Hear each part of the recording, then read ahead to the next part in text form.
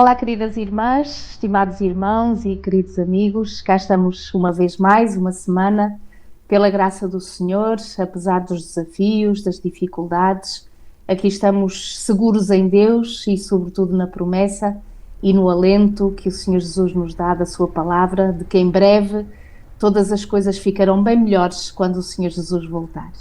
Enquanto esse dia não chega, estamos aqui enriquecidos pelas mensagens de esperança e também de aprendizagem que fazemos da palavra do Senhor, e eu e o meu marido uma vez mais cá estamos para realmente podermos ser usados por Deus, e é isso que nós temos orado, para vos ajudar um pouquinho e junto convosco explanarmos a lição da Escola Sabatina desta semana.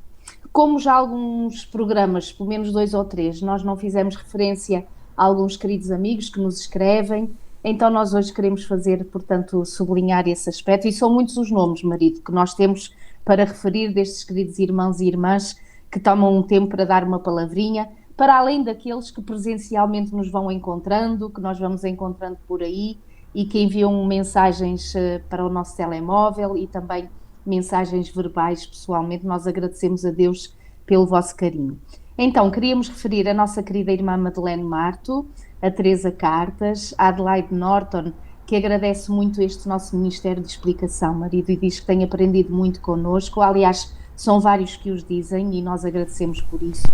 O Adventista João, o Aureci Gomes, a Silvana Pinto, a Regina Celi, que agradece muito o tempo também que nós dedicamos a este Ministério das Gravações, a Esther Veríssimo, a Elsa Silva, o Carlos Santos, nosso querido irmão de Coimbra, a Neudes Fraga, que pede orações pela sua família, e depois fala aqui também de uma conhecida querida desta nossa irmã, a Roberta, que perdeu o marido num acidente, perdeu o filho num suicídio e vê agora a sua própria saúde fragilizada com um cancro. Então, realmente, quando lemos estas experiências de vida, só há um braço a quem nós podemos recorrer e nos alojar, que é o colo de Deus, e nós desejamos muito para esta querida Roberta que ela se refugie no Senhor, e nós oraremos com muito carinho por si, sim, querida, com muito carinho e com muita coragem que nós desejamos para si. Oraremos também pela nossa querida Carla Gonçalves, continua a pedir orações pela sua saúde, um beijinho para ti, Carla. O Paulo Ferreira, que diz orar por nós também, marido, e nós oramos por ele também. Muito obrigada, querido irmão. A nossa querida Hermínia Santos, de Setúbal, que pede orações pela sua saúde. No dia que estamos a fazer a gravação, no dia após, portanto amanhã, eu vou para Setúbal e possivelmente vou estar com esta irmã, vou lá estar num ministério particular na igreja em Setúbal. A Alda Lopes, uma querida irmã nossa da igreja de Matosinhos, que agradece muito as nossas lições, porque há alguns meses tem estado privada de ir à igreja porque teve um acidente e partiu um pé, e então diz que agradece muito a Deus poder ter a Escola Sabatina connosco em casa. O João José, de São Paulo do Brasil, que gosta muito da nossa explicação.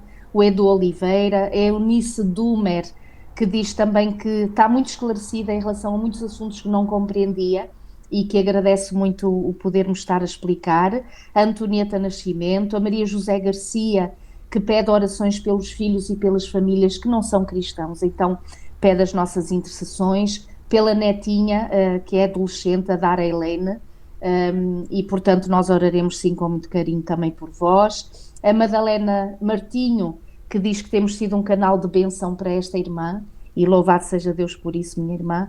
A Márcia Bonino, a Elizabeth Pinto, também que pede orações pela sua saúde. A Fátima Quaresma, a Manuela Pires, que agradece também a Deus pelas nossas lições. O nosso querido irmão Moisés Carruagem, de Luanda, e nós é difícil esquecer o seu nome, irmão, porque Carruagem o irmão vai sim mais rápido, não é? O Moisés Carruagem de Luanda, um abraço, querido irmão, Deus o abençoe. A Marli Rolim, que pede orações, portanto, que é de Viana do Castelo, esta querida irmã, pede pela sua igreja e também pelos seus gêmeos, portanto 2 rapazinhos, 10 anos, o Joaquim e o Miguel.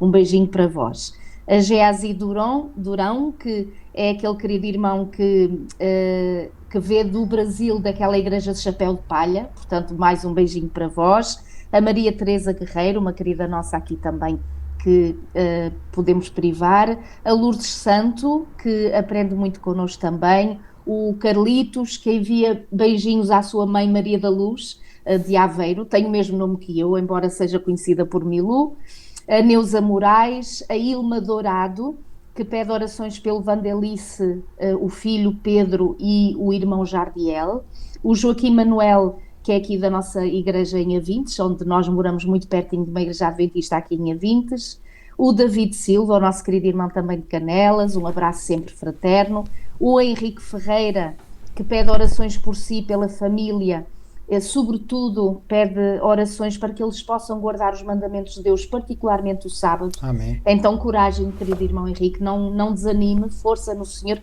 porque o sábado realmente é o sinal entre Deus e o seu povo.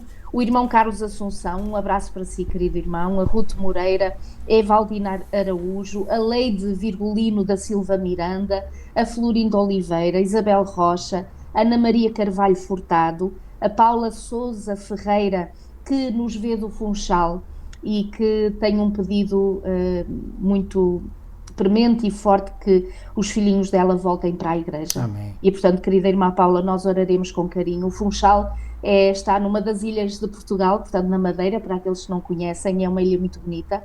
Depois aquele que se identifica por @solmar, a Meiro Ortega, que pede orações por si, que tem um problema muito sério, que é a questão de uma ali hostilidade com a vizinhança, acho que tem ali um problema com um vizinho, Deus ajude e lhe dê coragem. A Marinette Félix, que pede oração por si, pelo seu esposo Claudemir e pela neta, a Kailane, e a mãe da neta, portanto, a Josiele. A Laura Cardoso, de Guaranésia, sul de Minas Gerais, seja muito bem-vinda, querida. O Francisco Dia da Bahia, do Brasil, também. O André Gaspar Pouco, a Lourdes Ribeiro, Filomena Xavier, que tem a gratidão, sente também gratidão pelas lições que faz connosco.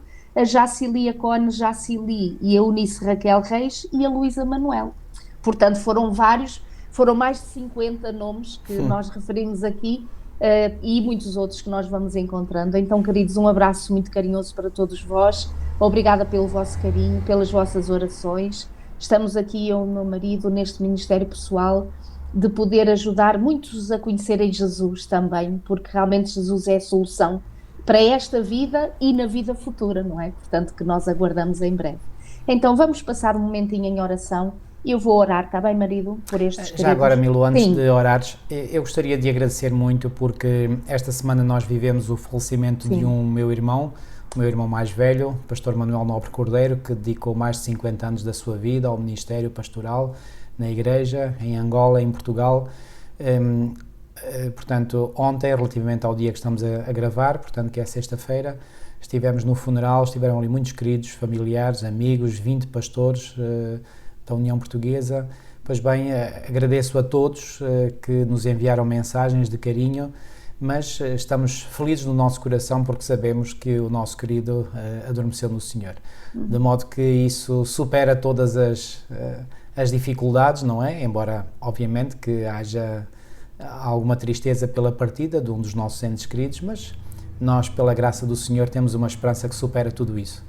Porque nós sabemos que a morte é algo temporário para aqueles que aceitaram verdadeiramente Jesus Cristo como seu Salvador pessoal. De modo que estamos animados, estamos felizes e vamos continuar a trabalhar para os vivos, porque os mortos esses já descansam, ok? Não é, mulher? Então, é isso podes mesmo. orar então. Vamos, também pensar mais uma vez nos ouvintes da Rádio Tranquilidade que nos ouvem. Muito bem, podes orar. Querido Deus e nosso amado Pai, Senhor, uma vez mais nós te agradecemos por esta oportunidade que tu nos dás de podermos estar reunidos com queridos irmãos, irmãs e amigos que por esse mundo fora, Senhor, te vão procurando e vão encontrando lugares como este, em que nos disponibilizamos para que o teu Santo Espírito nos use, Senhor, para refletirmos na tua santa palavra, Senhor. Obrigada porque ainda temos esta oportunidade de, em liberdade, abrirmos a Bíblia Sagrada, lermos os versículos sagrados, aprendermos, Senhor, deles os ensinamentos que deixaste das experiências de um povo antigo, para que hoje possamos aprender deles e para nosso ensinamento aqui ficaram, para sermos abençoados, Senhor. Amém, Senhor. Então, Pai, uma vez mais te agradecemos por esta oportunidade, Obrigada por todos estes queridos irmãos e irmãs que tomam um pouquinho de tempo para nos mandar um abraço, partilhar as suas orações, também os seus pedidos e as suas súplicas. E, Senhor, não é porque tu não os saibas, Senhor, mas é para que nós possamos nos criar empatia sobre todos aqueles que, fazendo parte da nossa família espiritual ou não, têm desafios e dificuldades e interceder por todos estes, Amém, Senhor. Então, Pai, tu sabes cada um que fiz referência, aqueles que têm as suas necessidades específicas, reais, seja de falta de saúde espiritual ou psicológica ou física, Senhor, que tu venhas atender a cada um consoante as suas necessidades. Amém, Senhor. Senhor, de uma forma muito particular, te agradecemos nós, como família, pelo exemplo que nos deste de um querido Senhor que, ao longo de mais de 50 anos, serviu a tua causa, Senhor, que foi o meu cunhado Manuel. Que tu possas, Senhor, abençoar todos os seus queridos mais próximos, a sua esposa, a sua filhinha, os seus filhinhos, Senhor, e todos os restantes, Pai, que nos ajudes a viver neste consolo da bendita esperança da volta de Jesus. Amém, Senhor. Enquanto esse dia não chega, ajuda-nos, Senhor, a podermos então mais do que nunca aproveitar o tempo para estudarmos a palavra e preparar-nos para esse dia. Amém. Fica connosco, Senhor, abençoa-nos e inspira-nos em nome de Jesus. Amém. Amém, Senhor. Muito bem, mais uma lição, a lição 10, já estamos de caminho quase no fim de mais um trimestre, não é, marido? E de mais um ano civil que o Senhor nos tem concedido. E esta semana é interessante porque, olha, se calhar até nem foi por acaso que muitos dos irmãos que escreviam agradeciam muito porque ajudamos-los a perceberem e a aprenderem um bocadinho mais de alguns assuntos da Bíblia. E esta semana, embora pareça um assunto muito técnico, não é? Porque vamos estudar sobre esta questão do tipo, do antitipo, ou seja, estes seres, portanto, estas palavras um bocadinho teológicas, mas elas, quando explicadas e quando compreendidas, têm uma lição e são de grande bênção exatamente para o nosso conhecimento bíblico, e o Senhor realmente é sábio ao escrever a sua palavra e aprendemos muito dela, e não é por acaso que vamos ficar uma eternidade a aprender da palavra de Jesus, mas aí, quando estivermos com ele, será pessoalmente.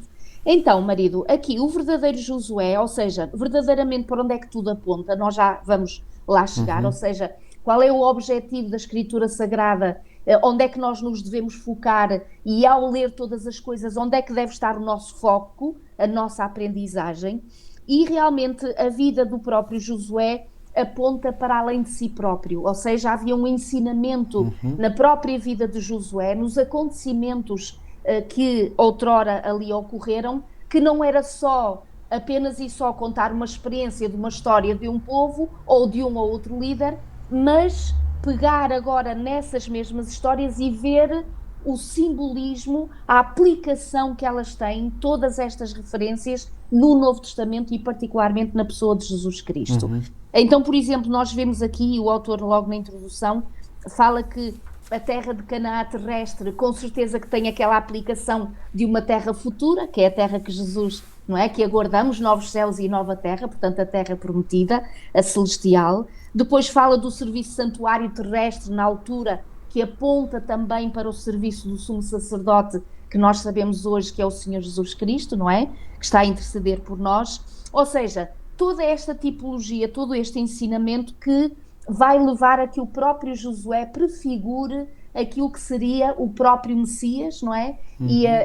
E o seu próprio ministério em várias frentes e em vários detalhes. Então, marido, numa introdução, ou se calhar se quiseres podes logo passar depois para a lição de domingo, perceber e compreender estes dois conceitos ou esta tipologia bíblica. Ok, bom. Em primeiro lugar, deixem-me dizer, queridos irmãos, que eu sei que há pessoas que às vezes quando ouvem falar destes termos acham isto muito complicado. Não tem que pensar assim porque não há nada de complicado nisto. Portanto, é tudo muito, muito simples. Às vezes, digamos, os termos aos quais nós não estamos habituados é que podem parecer que é um assunto muito complicado. Volto a dizer, não há nada, mas mesmo nada de complicado nisto. Aliás, ao longo das lições anteriores nós já, sem usarmos os termos, porque por vezes quando nós usamos os termos até, de certo modo, entre aspas, complicamos as coisas, nós já falámos de algumas dessas tipologias. Em primeiro lugar, e fazendo jus àquilo que diz a lição de domingo, dizer que a tipologia é realmente algo bíblico. O que é tipologia? É nós pegarmos em tipos, que podem ser pessoas, que podem ser situações, podem ser acontecimentos, podem ser locais, e extrapolar desses tipos algo para aquilo que nós chamamos o antítipo, ou seja, que é como se fosse uma projeção do tipo, ok? Então, isto é bíblico. Portanto, quando ouvirem falar em tipologia, não pensem que estamos a falar de algo que é uma heresia ou que é um ensino falso. Não. É algo que é bíblico e que está profundamente enraizado no ensino bíblico. Portanto, não haja dúvidas sobre isso.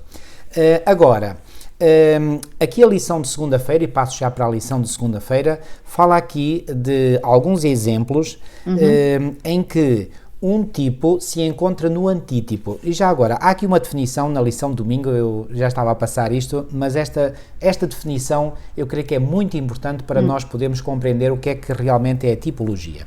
E diz aqui no segundo parágrafo da lição de domingo: a tipologia é uma interpretação específica de pessoas, ok? De acontecimentos ou instituições, ok? Podem ser uma destas três coisas, que prefiguram Jesus ou outras realidades contidas no Evangelho. O tipo corresponde ao antítipo como um molde. Imaginem um molde, digamos um molde onde se mete algo para depois ganhar a forma desse molde. Portanto, então, o tipo corresponde, portanto, ao molde, que é um tipo de uma forma oca que reflete a forma original, ao passo que o antítipo cumpre mais plenamente o propósito do tipo. Ou seja, o tipo é uma sombra, é uma imagem da realidade. E a realidade é o antítipo. Assim, o tipo bíblico foi moldado de acordo com o desígnio divino que existia, concreta ou conceptualmente na mente de Deus, e serve para moldar cópias futuras. Ou seja, imaginem um molde, imaginem, por exemplo, numa tipografia, há um molde e a partir desse molde são impressas várias folhas, ok? Então, a folha ou o livro que sai, digamos, é a realidade última, concreta. O molde é, digamos, o modelo a partir do qual se faz, portanto, a realidade última, ok? Então, por exemplo, aqui na lição de domingo fala aqui de Davi.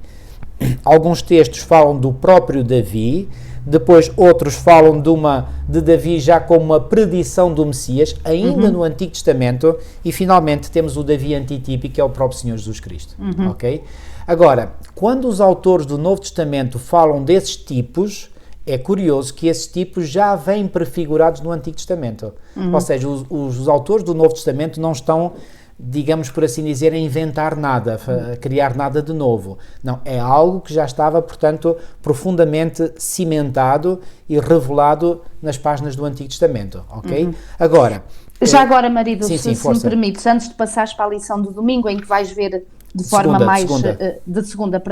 em que vais ver mais particularmente a questão do tipo e do antítipo, se calhar dizer de uma forma muito simples, pelo menos ajudou-me a mim e acho que poderá ajudar muitos. A questão do tipo é algo no Antigo Testamento que aponta para Jesus, não é? Portanto, encontramos no Antigo Testamento algo que aponta para Jesus e para o seu ministério. Enquanto o antítipo é o cumprimento do Novo Testamento daquilo que foi referido no Antigo Testamento. Muito bem. Então, temos aqui alguns exemplos até muito simples, até antes desse que deste de Davi, logo aqui na primeira pergunta de domingo. Por exemplo, o primeiro Adão que prefigurava o segundo Adão. Isso. Ok? Portanto, encontramos Adão no Éden, que é o tipo do antítipo que seria o segundo Adão, em que veio fazer aquilo que o primeiro Adão não pôde fazer, não é? Portanto, e já agora, só para acrescentar, o antítipo não tem que ser necessariamente uma cópia exata. Às vezes pode ser uma semelhança por diferenciação. Exato. Reparem, como é que nós podemos dizer que Jesus é o segundo Adão se o primeiro Adão pecou e o segundo não pecou?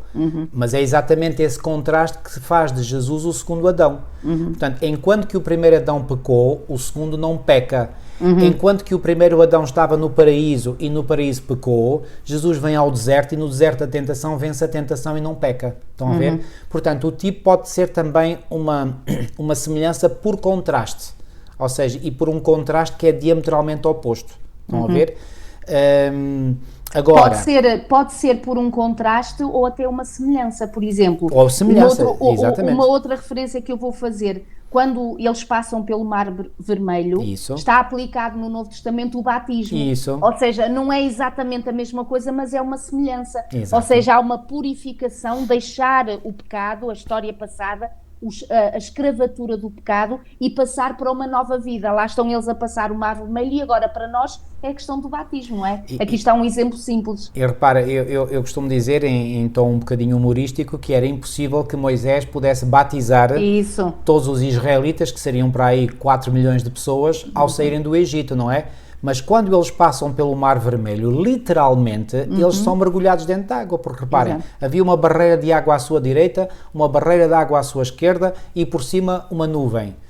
A nuvem é água, no estado gasoso, mas é água. Portanto, eles estão envolvidos por água. Portanto, Paulo vai usar essa passagem pelo Mar Vermelho como um símbolo do batismo. E bem, portanto, eles foram batizados em massa. Foi um batismo em massa, ok? E podemos dizer que foi um batismo a seco, mas é no meio da água. Porque eles passaram ali protegidos, não é? Assim mas como as lavagens a seco, não é?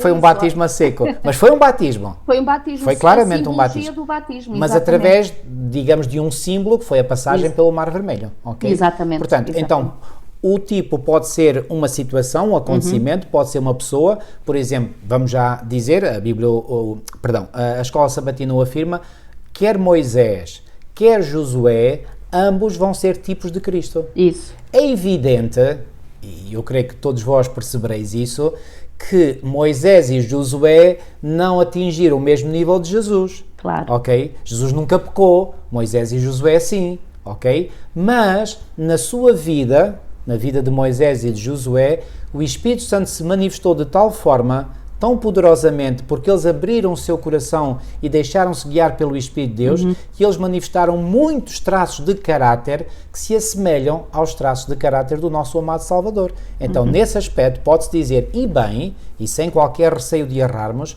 que Moisés e Josué foram, efetivamente, tipos de Cristo. Isso não há qualquer dúvida sobre isso. Tá bom? Para tu entrares na parte mais prática do assunto de segunda-feira, eu vou dar a introdução exatamente para depois passares a este exemplo de Israel, do êxodo e do santuário, portanto, para explicares melhor.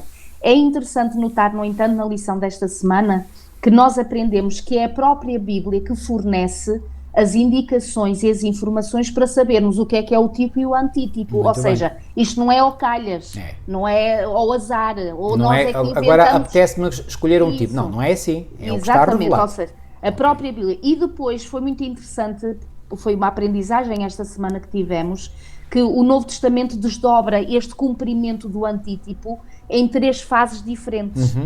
Ou seja, mostra sempre estas fases, que é na vida de Cristo, ou seja, o cumprimento cristológico, não é, que chamamos isso, na experiência da Igreja, que é o chamado cumprimento eclesiológico, certo, que é a Eclésia, que é a Igreja, e no fim dos tempos, que é o cumprimento escatológico. Muito bem. Ou seja, estas 3 fases muito importantes na aprendizagem e na aplicação disto que é o tipo e o antítipo.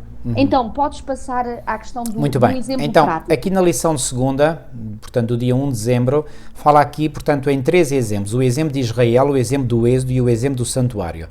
Não vamos ler os versículos. Vou pedir aos irmãos, por favor, que em casa possam ler todos estes versículos, aqui mencionados na lição de segunda, eu repito. Então, Israel, na fase cristológica, Jesus é o novo Israel.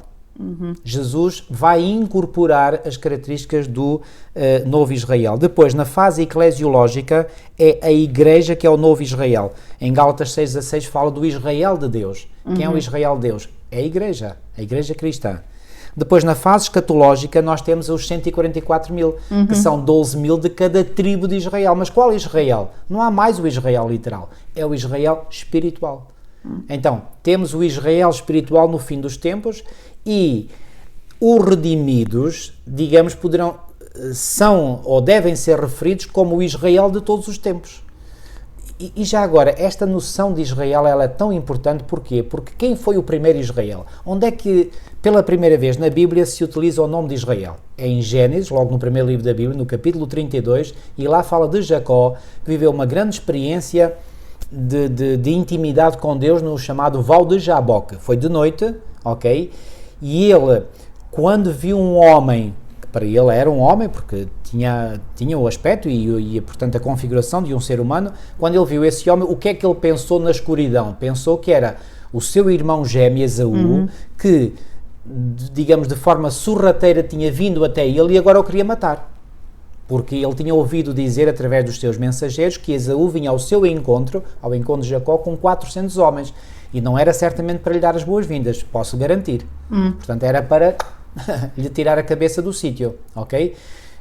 Jacó temeu bastante e foi aí então que ele pôs, digamos, a sua família num local que ele achou que era em segurança e foi para o Val de Jaboque. Quando ele viu este homem, ele pensou, pronto, é o meu irmão que veio furtivamente e quer me matar. E então ele luta para se defender, ele luta com vigor.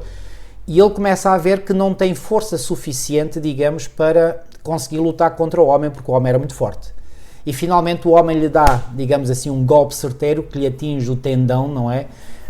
Por isso é que se fala às vezes do tendão de Aquiles, não é? Porque é o ponto fraco. Foi exatamente aí onde Jacó foi magoado.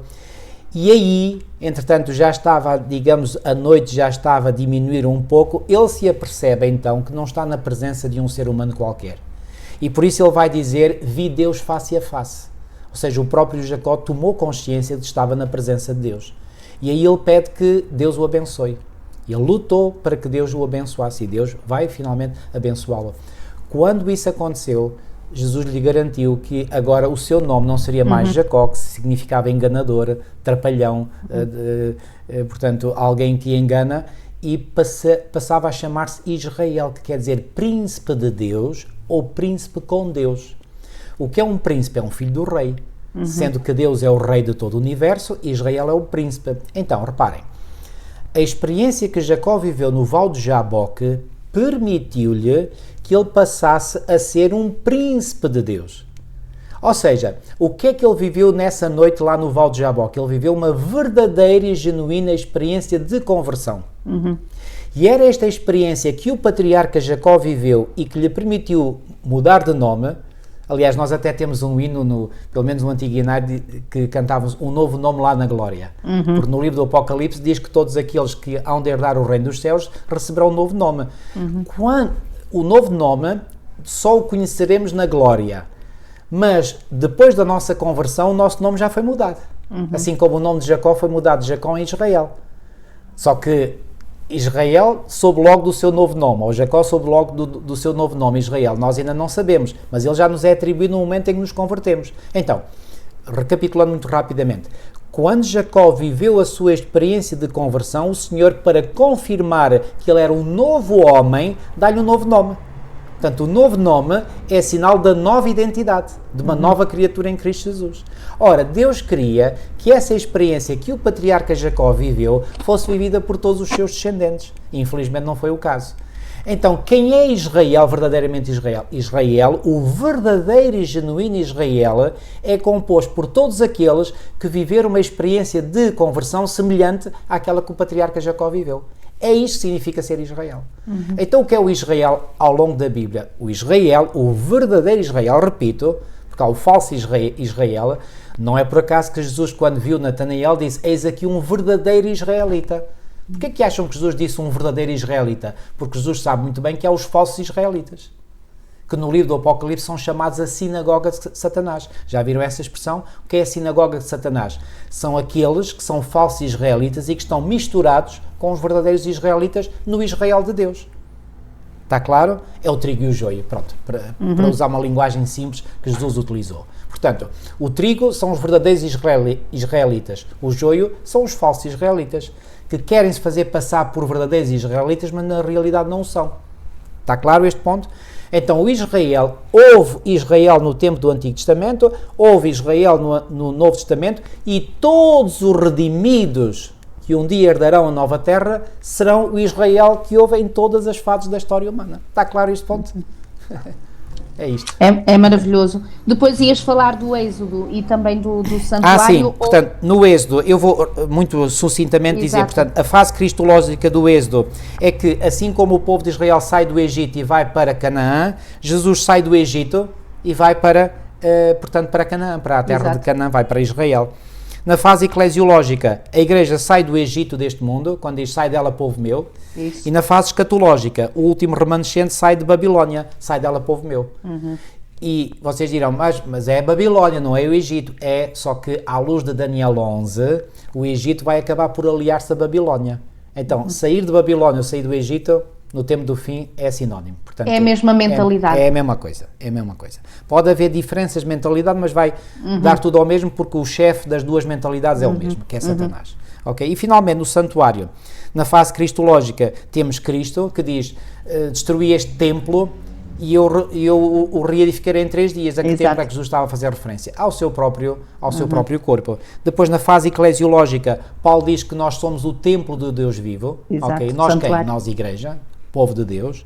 E finalmente, na fase escatológica, são todos os remidos que são o templo de Deus. Okay?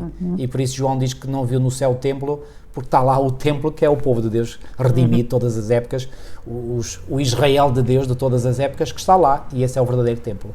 Okay? Isto é maravilhoso, todos estes ensinamentos que nós encontramos na palavra de Deus. É tudo tão harmonioso, encaixa tão perfeitamente. Quando nós entramos nos detalhes, realmente percebemos que mais do que nunca esta palavra é inspirada, porque Então, nenhum homem... Não pode ser de outra maneira. Não pode ser. Nenhum homem era capaz na sua humanidade, ao longo dos 1600 anos, não é, que foi escrita a palavra, poder encaixar de uma forma tão extraordinária todos estes detalhes. É algo de maravilhoso. E só mais uma palavrinha, Milo. É assim, quando nós começamos a ver os detalhes, nós vemos que mesmo nos detalhes tudo se encaixa harmoniosamente e perfeitamente e coerentemente. Claro, muitas vezes nós apercebemos que há uma coerência nos ensinos da Bíblia, mas vemos essa coerência a nível mais superficial. Vou-vos dizer, vocês podem fazer o exame que fizerem, vocês podem aprofundar ao nível 1, ao nível 2, ao nível 3, ao nível 4, sempre encontrarão coerência. Sempre.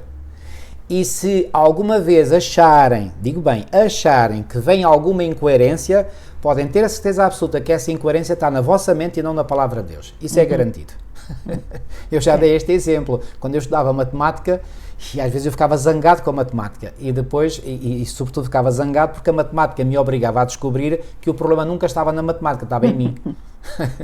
Portanto, porque a matemática é sempre coerente, bate sempre certo. Portanto, a Bíblia é a mesma coisa, é como a matemática, é ciência divina. Portanto, bate sempre certo. Se alguma coisa não bater certo, desculpem, sejam humildes e reconheçam que o problema está em vós, não está na palavra de Deus. Na lição de terça-feira, nós encontramos aqui a questão de Josué, então o tipo, e aqui vai pegar exatamente naquilo que tu há pouquinho já tinhas falado, que é pegar na pessoa tanto de Josué como de Moisés. Ou seja, Josué até foi apresentado como o novo Moisés, não é? Portanto, no seu ministério e, portanto, em tudo aquilo que ele esteve a fazer. Porque foi, por assim dizer, uma cópia. Portanto, a vida e o ministério de Josué foi uma cópia quase exata daquilo que tinha sido a vida e o ministério de Moisés.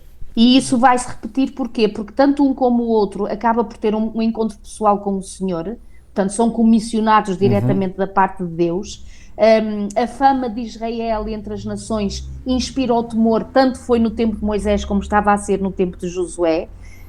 Enquanto que no tempo de Moisés há uma travessia do Mar Vermelho, no tempo de Josué há a travessia do Jordão, não é? Portanto que eles passam para o outro lado.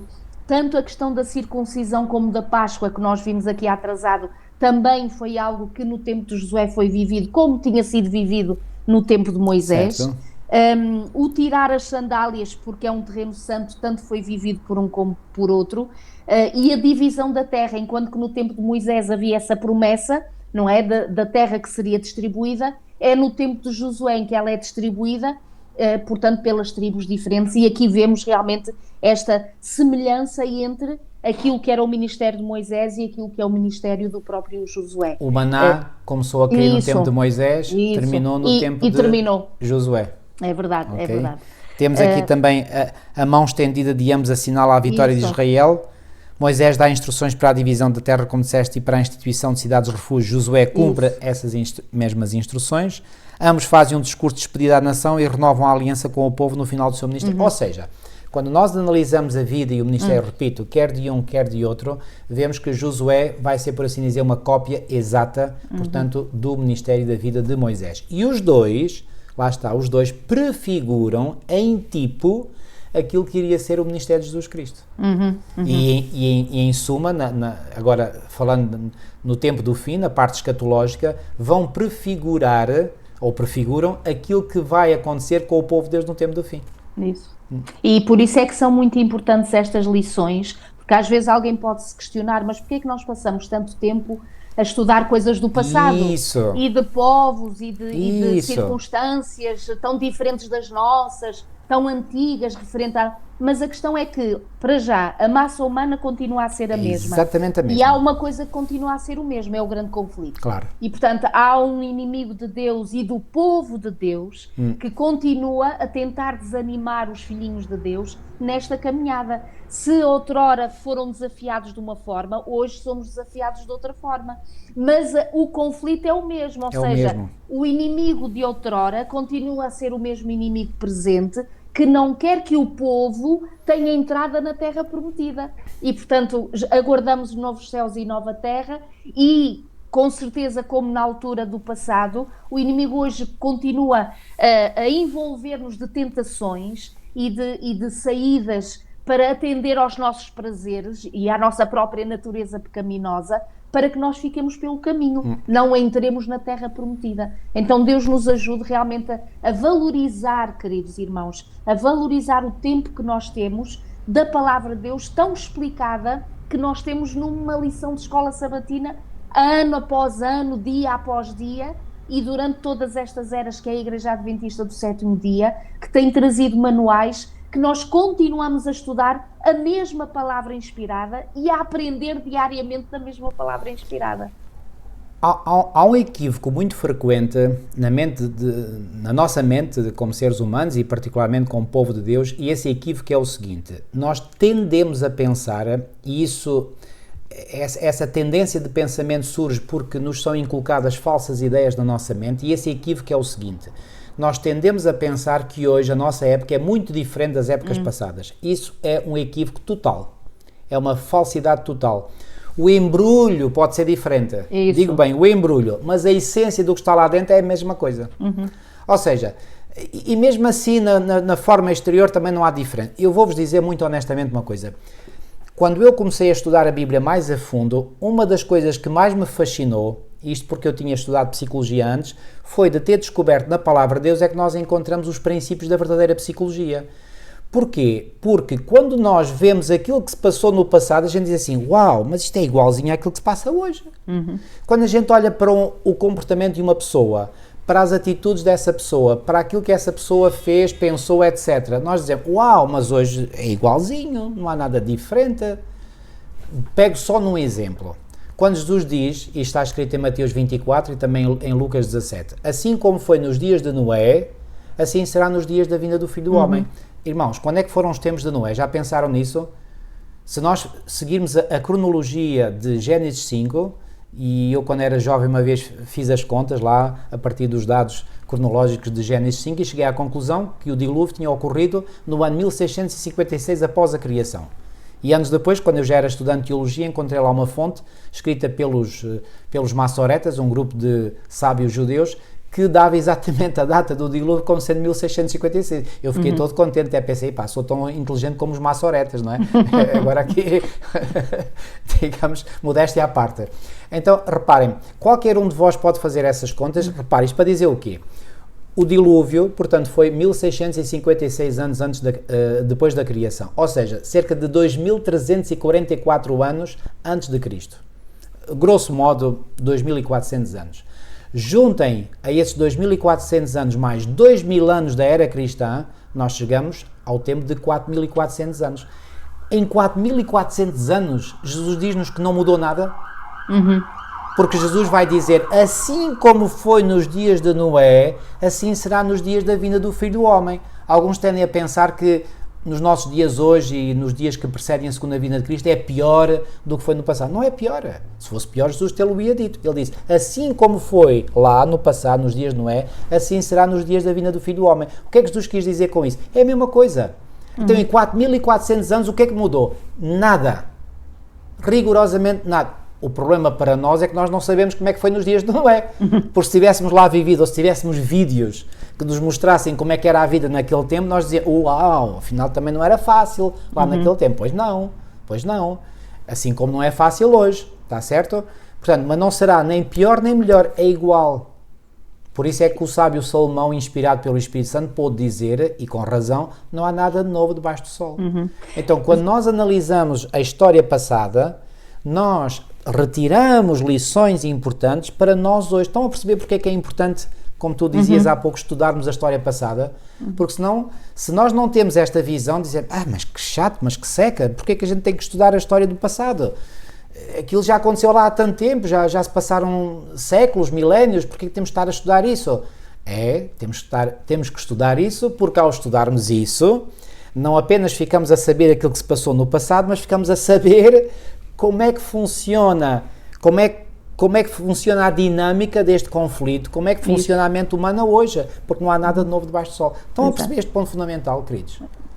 E nós sobretudo não porque isto, não compreendemos nada. Claro, e sobretudo porque a massa humana é sempre a mesma, ao longo de todas as eras, e o inimigo de Deus e nosso é sempre o mesmo, também. Ele continua a ser mentiroso e pai da mentira, e homicida como sempre foi. E a intenção é sempre a mesma, que é desencorajar os filhinhos de Deus nesta caminhada. Exatamente. E por isso é que aqui, por exemplo, até no início da lição de quarta-feira, para te dar depois a oportunidade até de falares aí de um livro que tu tens aí que achaste muito interessante, esta questão de vermos o antítipo na pessoa de Jesus Cristo e, portanto, do seu ministério. Mas o objetivo das guerras no tempo de Josué era a conquista da Canaã terrestre, não é? Exatamente. E hoje, o objetivo de estarmos num grande conflito, porque estamos num grande conflito, numa batalha.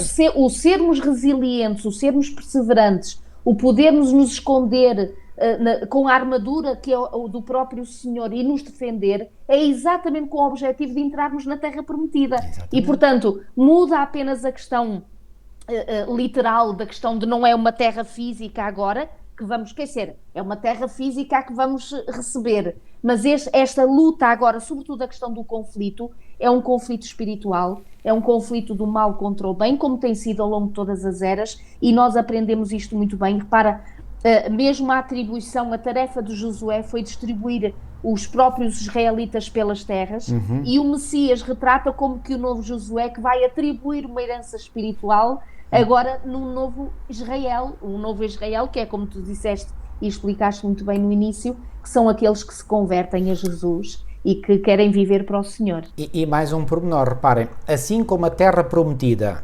terrestre era um tipo dessa terra prometida celestial, e reparem, o tipo está bem aquém do antítipo, compreendem? Reparem, a nova terra, os novos céus e a nova terra, de que o apóstolo Pedro fala, e o livro do Apocalipse também fala, reparem, não se comparam com a terra terrestre de Canaã, não se compara, ok? Portanto, por isso é que eu disse, o antítipo não é rigorosamente igual em todas as coisas ao tipo, ok? Mas é uma projeção, ok? Portanto, com as limitações que a terra prometida terrestre tinha, mas não deixa de ser uma prefiguração, uma projeção para essa terra prometida fantástica que será a morada eterna de todos os redimidos de todas as épocas. Marido, se quiseres dar esse exemplo que tu descobriste aí nessa leitura, para dar depois um tempinho para falarmos ainda da lição de quinta-feira, que também é muito importante. Este livro foi escrito por um professor que nós tivemos nos Estados Unidos, quando estivemos lá em 2003.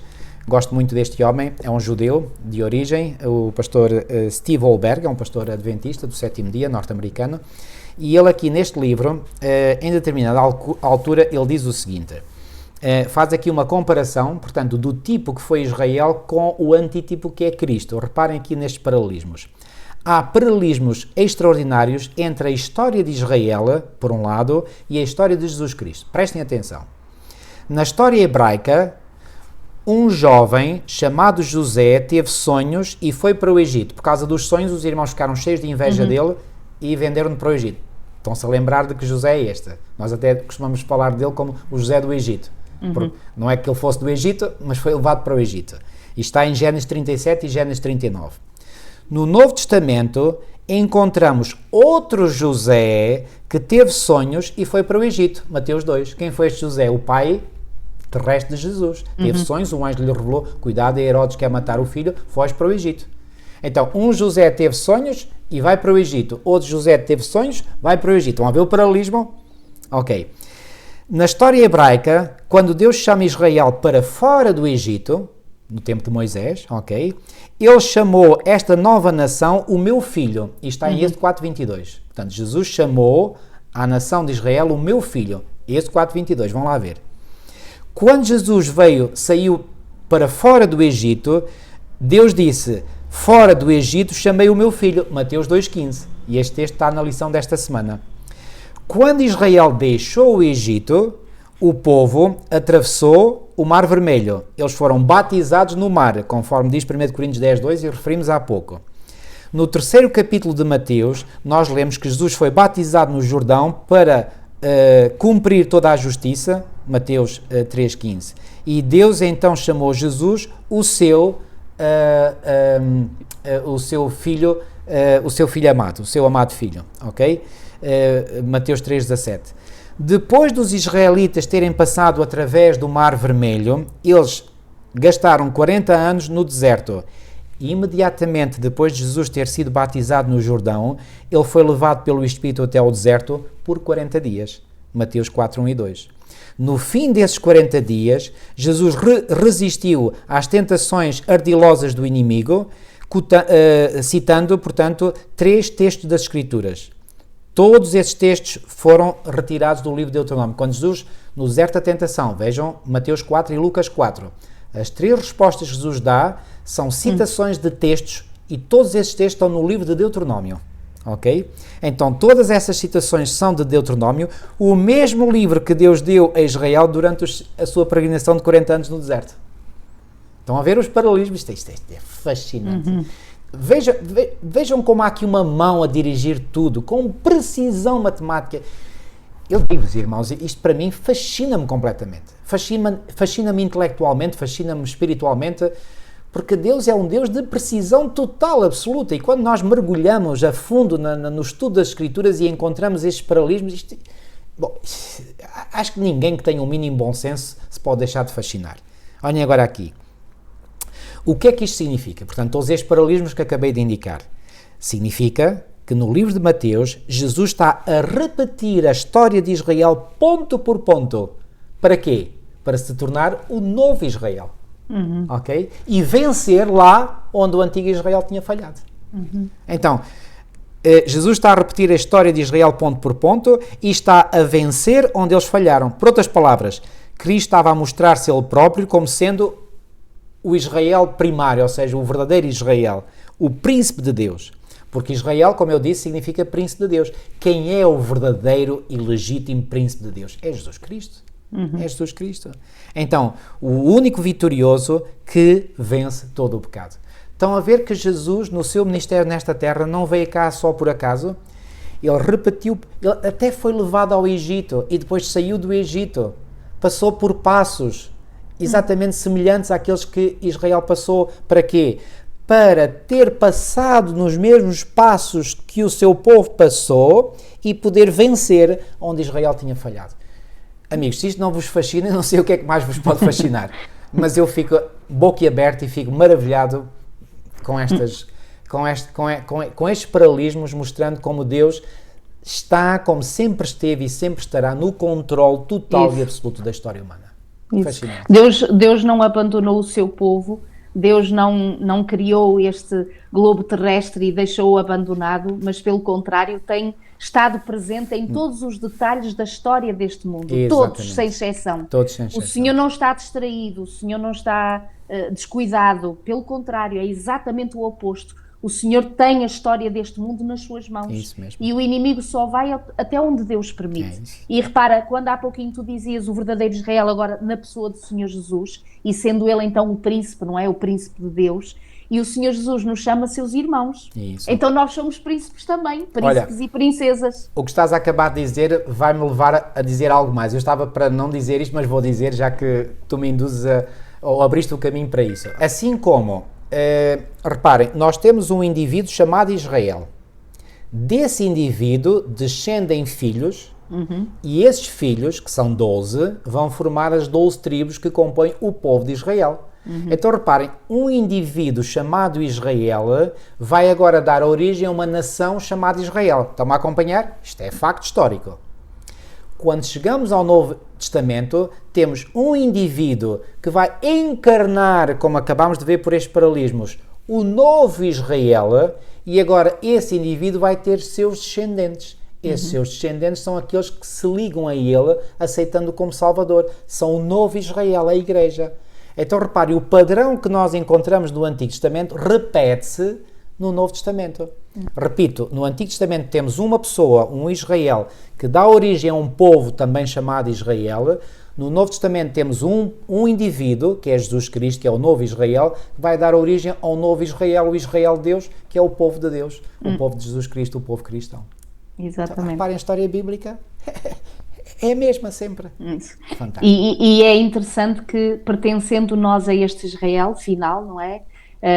Aqui na lição de quinta-feira, quando faz esta aplicação de Josué e nós, não é? Porque também há alguma coisa que se vai aplicar no povo de Deus final, e nós acreditamos pela fé que pertencemos a esse povo final, sobretudo assim como o caráter de Josué, e daí ele ser o tipo do antítipo que prefigurava também o próprio Senhor Jesus e a sua missão. O Senhor hoje também quer desenvolver um caráter semelhante ao de Jesus, ao dele, no seu povo, para realmente estarmos preparados e prontos para herdarmos a Canaã celestial, porque reparem, queridos, o que nós vamos levar para o céu não é de forma alguma as coisas que nós aqui temos. Nós até podemos ter mais do que uma casa, mais do que um carro, mais do que um curso, mais qualquer coisa, mas nós vamos passar os portões da Cidade Santa apenas e só com uma coisa, é um caráter desenvolvido à semelhança do de Jesus. Isso. Então aqui também nós somos convidados, e daí termos que beber desta fonte, que é a palavra do Senhor Jesus, para que o Espírito de Deus em nós nos vá transformando nos nossos desafios, nas nossas tendências pecaminosas, na nossa tendência carnal, para sermos participantes de uma natureza divina, que aí sim então confirma esse caráter de Jesus em nós, santificados pelos méritos de Jesus, que assim somos, e então temos acesso à vida eterna, que é uma graça de Deus. Tu referiste algo muito importante, e eu creio que com isto nós podemos, digamos, atingir o clímax desta lição.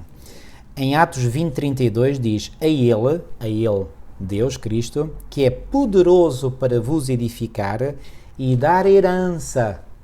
Assim como o povo de Israel recebeu uma herança depois de se terem santificado, o Israel de hoje necessita de se santificar para quê? Para receber uma herança.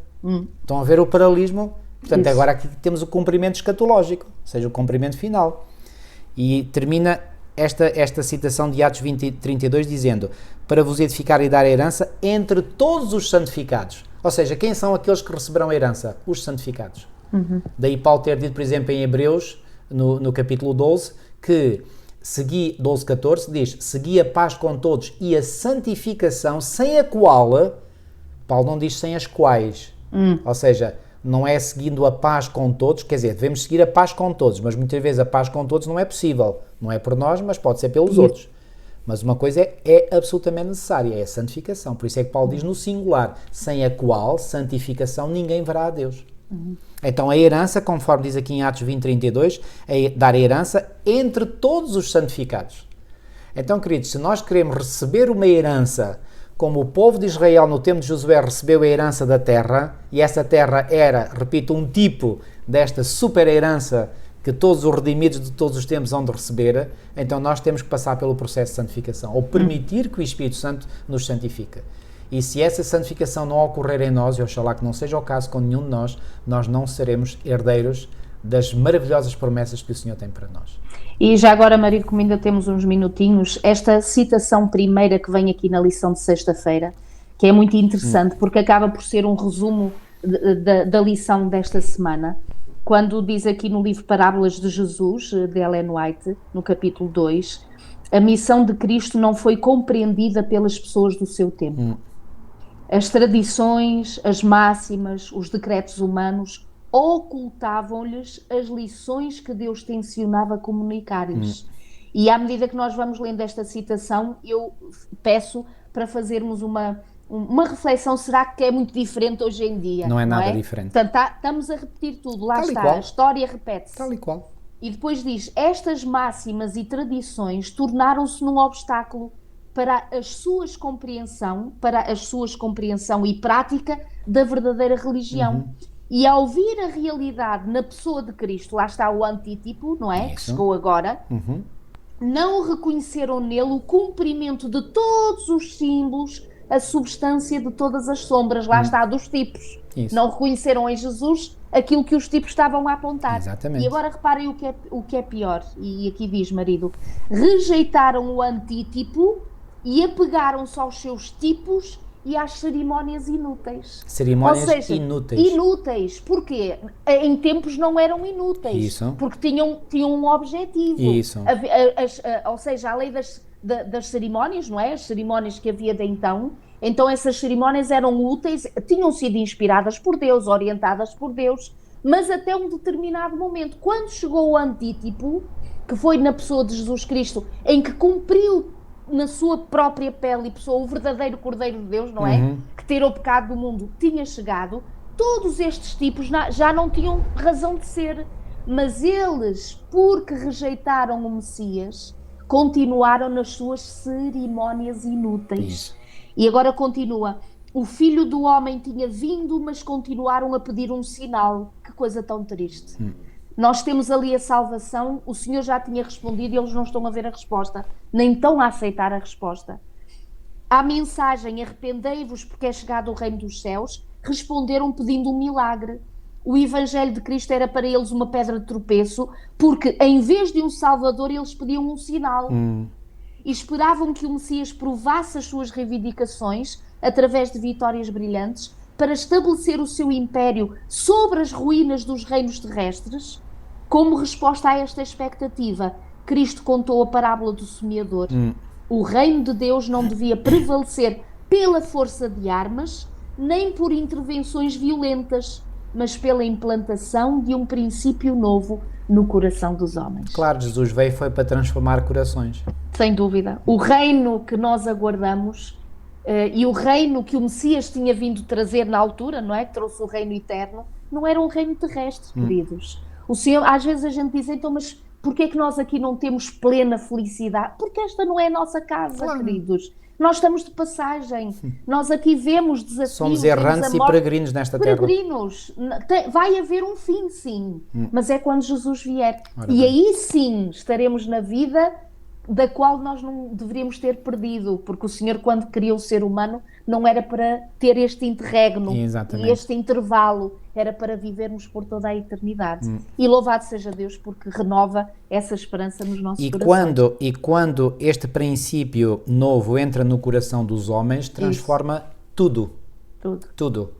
É que as revoluções que os homens querem fazer, as mudanças políticas, mudam alguns fatores da aparência. Mas a essência muitas vezes continua a mesma. Deus quer ir à raiz do problema. E quando a raiz é mudada, muda tudo. E habilitamos-nos a ter gozo naquilo que é bom, naquilo que é justo, naquilo que é verdadeiro, naquilo que é honesto. Em suma, estamos preparados para viver em comunhão com outros santos, em comunhão com um Deus que é perfeito e é justo e é santo, e assim encontraremos prazer em viver por toda a eternidade com o Senhor. Se essa transformação não ocorre em nós, como é que nós estaremos habilitados a viver na presença de um Deus Santo? Seria uma seca, desculpem-me a expressão, seria uma seca e nessa altura não seria mais um paraíso, não é? Portanto, para nós seria um inferno viver na presença de Deus porque nós não estávamos em sintonia com Ele.